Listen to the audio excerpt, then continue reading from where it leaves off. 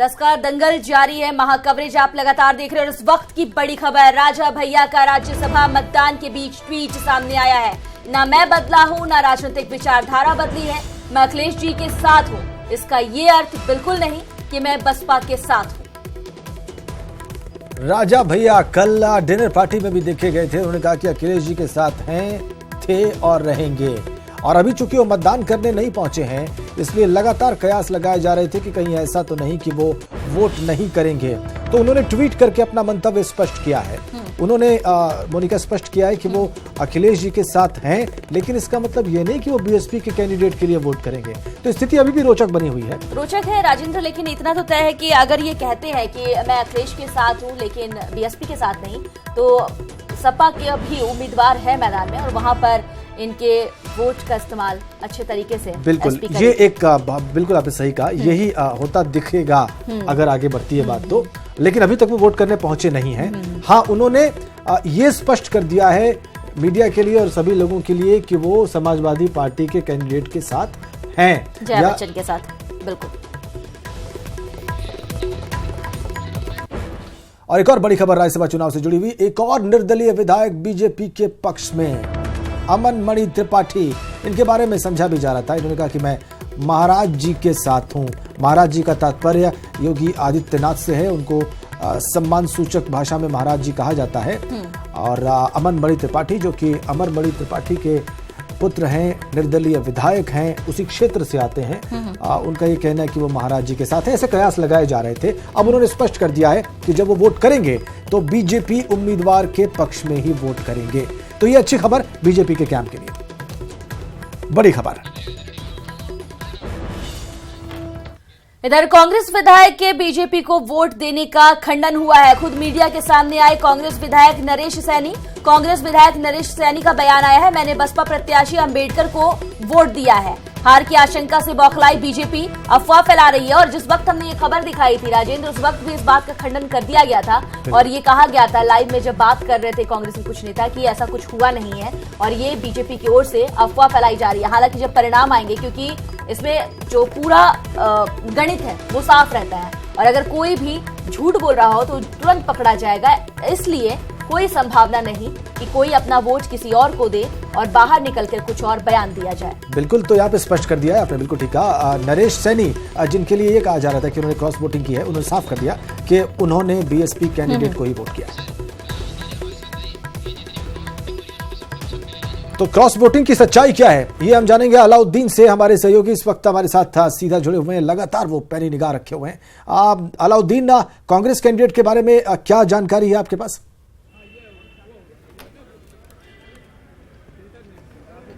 देखिए, नरेश सैनी जिनका ताल्लुक सहारनपुर से है, उनको लेकर के कुछ देर पहले खबर उड़ी थी कि उन्होंने बीजेपी के लिए वोट करा है। और कुछ कद्दावर मंत्री जो है बीजेपी के, उन्होंने भी इस तरह का दावा किया था ऑफ रिकॉर्ड।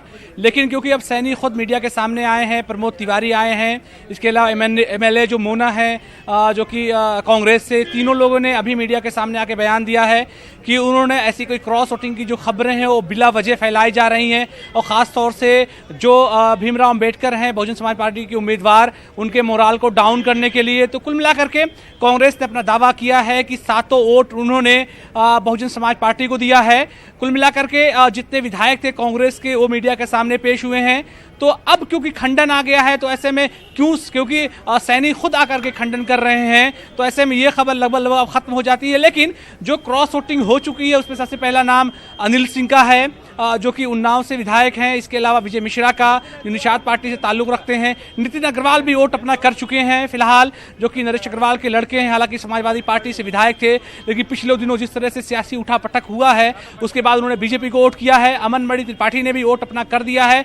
तो कुल मिलाकर के अब इंतजार जो सबसे ज्यादा जिनका हो रहा है वो है राजा भैया, यानी कि मोस्ट वांटेड जो वोट है राजा भैया का, उसका इंतजार हो रहा है। उनके साथ विनोद जो है सरोज, जो कि बाबागंज प्रतापगढ़ से विधायक हैं, उनका भी इंतजार हो रहा है। हालांकि कुछ देर पहले, अभी करीब 20 मिनट पहले, राजा भैया के अपना जो उनका ट्विटर का अकाउंट है उससे एक ट्वीट आया है। उस पर उन्होंने कहा है कि मैं अखिलेश यादव के साथ हूं, हमेशा रहा हूं और रहूंगा, लेकिन जो शब्द उस पर ध्यान दीजिए, लेकिन मैं बसपा के साथ नहीं हूं। तो क्या राजा भैया आएंगे कि नहीं आएंगे, दो सवाल, पहला सवाल है अगर वो नहीं आते हैं तो किस तरह की सूरत बनती है। तो ऐसे में जो सेकेंड वोट है वरीता का, उस पर अगर वोटिंग जाती है तो ऐसे में बीजेपी का पलड़ा मजबूत दिखाई देता है। और अगर राजा भैया आकर के वोट कर देते हैं तो कहीं ना कहीं से जो विपक्षी दल का कैंडिडेट है उसकी रणनीति मजबूत हो जाएगी। अब सवाल ये उठता है कि क्या अखिलेश यादव ने राजा भैया से बात करके उनको इस बात के लिए मना लिया है कि वो भीमराव अंबेडकर को वोट न करके वो जया बच्चन को वोट करें, क्योंकि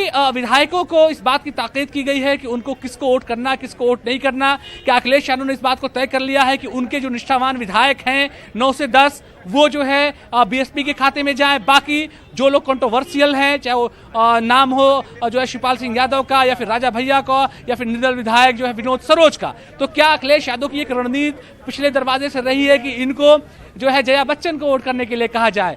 तो ऐसे में वक्त जिस तरह से बढ़ रहा है उससे नई नई परतें सियासी खुलती जा रही हैं। फिलहाल जो सबसे ज्यादा इंतजार है इस चुनाव को लेकर के, हालांकि रिजल्ट 7 से लेकर 8 के बीच में आएगा, 5 बजे से काउंटिंग शुरू होगी, लेकिन जो अंदाजे हैं वो अंदाजा अब इस तरफ ज्यादा चला गया है कि आखिर राजा भैया किस तरह का कदम उठाने वाले हैं।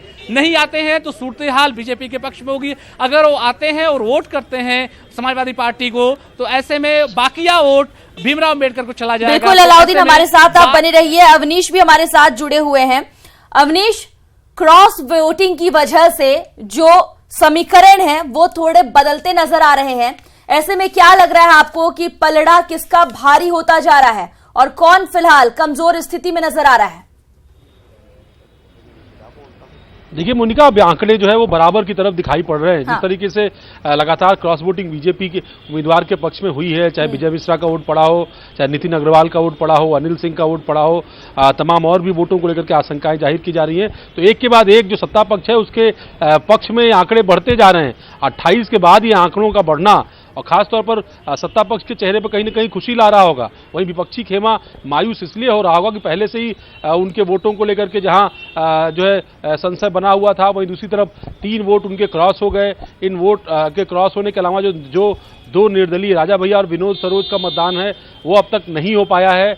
इसके अलावा जो उनके समर्थक विधायक थे यानी मुख्तार अंसारी और हरिओम यादव, जेल में होने के नाते उनका वोट भी नहीं पड़ पा रहा है। तो बहुत सारा संशय जो है वो विपक्ष के साथ कहीं न कहीं चुनाव में आ गया है और शायद यही वजह है कि सत्ता पक्ष उत्साहित है। उसका दावा है कि दर्जन भर से ज्यादा विधायक जो है उनका इंतजाम उन्होंने कर रखा है और वो क्रॉस वोटिंग करेंगे सत्ता पक्ष के जो है पक्ष में। तो अब ये देखना होगा कि आने वाले समय में यानी जो चंद घंटे और बचे हुए मतदान की प्रक्रिया को, उन घंटों में और कितना मतदान हो पाता है, कौन से चेहरे जो है वो सामने आते हैं जो अपनी दलीय निष्ठा को छोड़ करके सत्ता पक्ष के पक्ष में जो है क्रॉस वोटिंग करेंगे और कहीं न कहीं बीजेपी के नवे उम्मीदवार को फायदा पहुंचाएंगे। जी अवनीश, द्वितीय वरीयता सेकंड प्रेफरेंस वोट का समीकरण क्या होता है ये दर्शकों को बताइए।